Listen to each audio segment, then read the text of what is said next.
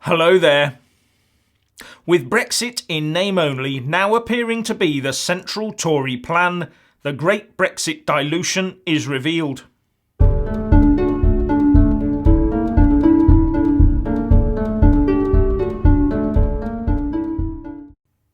The UK is in danger of leaving the EU in name only, claims the former Cabinet Minister Theresa Villiers. Following hot on the heels of Jacob Rees-Mogg, who warned that if the Tories delivered Brexit in name only, they will lose the next general election, writing in the Telegraph, Theresa Villiers said that the UK is heading towards a dilution of Brexit. Saying that she has always been in favour of compromise and moderation in these negotiations, she wrote, "That said, I understand why some are becoming nervous about the current situation. Since the Prime Minister set out a bold vision in her Lancaster House speech, the direction of travel seems to have gone in only one single direction, towards a dilution of Brexit." And she went on to say that proceeding along this path risks signing the UK up to a deal which effectively keeps us in the EU and fails to respect the referendum result, and called on the PM to resist the immense pressure from a range of quarters to water it down. But another Telegraph article claims that ministers are ready to give concessions to the EU withdrawal bill in order to ease its passage through the House of Lords. Senior government figures are working on a number of climb downs designed to head off public battles with influential peers, says the Telegraph.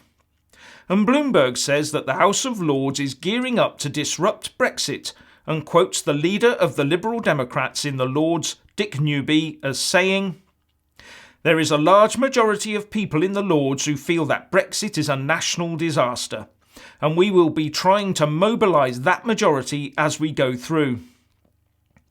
Thankfully, though, many peers believe that the vision of a showdown between the Commons and the Lords is not a realistic proposition, especially as it would only intensify calls for the abolition of the upper house. But Tory peer James Arbuthnot is quoted by Bloomberg as saying, "1/3 of people voted to go, 1/3 voted to stay, and 1/3 didn't vote. If the Lords don't choose this moment to brave abolition, then what really is the point of the Lords?" Labour Brexiteer MP Kate Hoey, though, has warned that some of our own civil servants are working to try and keep the UK firmly tied to the EU. Talking on the ITV's Peston on Sunday, she said, "I was overseeing Michel Barnier on Monday with the Northern Ireland Select Committee, and it was very clear from what he was saying that, there is this cosy establishment of civil servants from our country meeting with the EU civil servants. And there is a kind of feeling that they are really all wanting to make this as easy as possible, so that it actually leaves us very much in the position of staying in the EU. What really bugs me about these people is that they will work against the will of the people who pay their salaries, then quite happily accept the gongs, OBEs and knighthoods that flow from their positions. They really need reining in and fast." And the Foreign Secretary Boris Johnson has upped the true exit pressure, says The Sun. And it quotes an ally of Boris saying that the PM was in danger of mucking this process up when the stakes are so high, and that the Foreign Secretary will be spelling out his vision of a bold, internationalist, liberal, buccaneering Brexit in a speech of optimism and hope. Another big name that thinks Theresa May's stance is too weak is that of the US President Donald Trump. In an interview with Piers Morgan to be aired tonight on ITV, the US President said that the EU was not all it was cracked up to be, and that he would have taken a much tougher stance with the bloc than our PM had. And James Forsyth says in The Spectator that Theresa May's indecision is costing the country.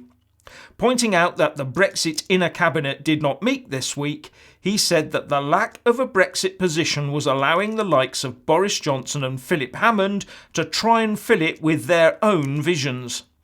This lack of a detailed position, he says, is leading to opportunities being missed. But at least the Remain project fear is losing traction, says the Express. Saying that the merchants of doom had peddled a hollow threat, it pointed out that the latest GDP figures show an economy still growing, and that the former UK PM David Cameron had been forced to concede that Brexit was not the disaster he said it would be. And yesterday the Governor of the Bank of England, Mark Carney, had admitted that there is the potential for a bit of a pickup. Can you imagine how well the UK would be doing if these characters got fully behind the UK and talked it up, instead of continually looking for and talking about imaginary risks and threats?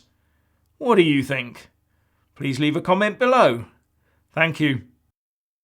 Please do like and share this video, and also subscribe to my channel.